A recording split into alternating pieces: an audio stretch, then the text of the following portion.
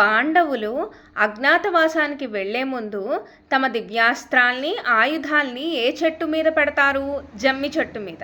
విరాటరాణి సుధేష్ట సోదరుడు కీచకుడు ద్రౌపదిని మోహించి బాధిస్తుండగా అతడిని ఎవరు చంపేస్తారు?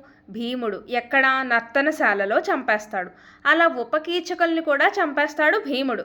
అలా కీచకుల్ని చంపగలిగేవారు కేవలం ఇద్దరు, భీముడు, దుర్యోధనుడు.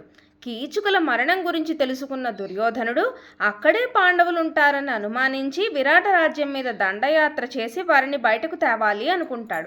కౌరవ సేనలు అలా విరాట రాజ్యాన్ని చుట్టుముట్టి గోవులన్నింటినీ తోలుకుపోతాయి. ఉత్తర కుమారుడు అంటే విరాటరాజు కొడుకుకి సారథిగా ఉంటాను అని ఎవరు చెప్తారు? బృహన్నల అంటే అర్జునుడు. బృహన్నల తానే అర్జునుడునని చెప్పినా నమ్మకపోవటంతో ఉత్తర కుమారుడికి ఏం చూపిస్తాడు? జమ్మి చెట్టు మీద ఉన్న తమ అస్త్రాల్ని చూపిస్తాడు.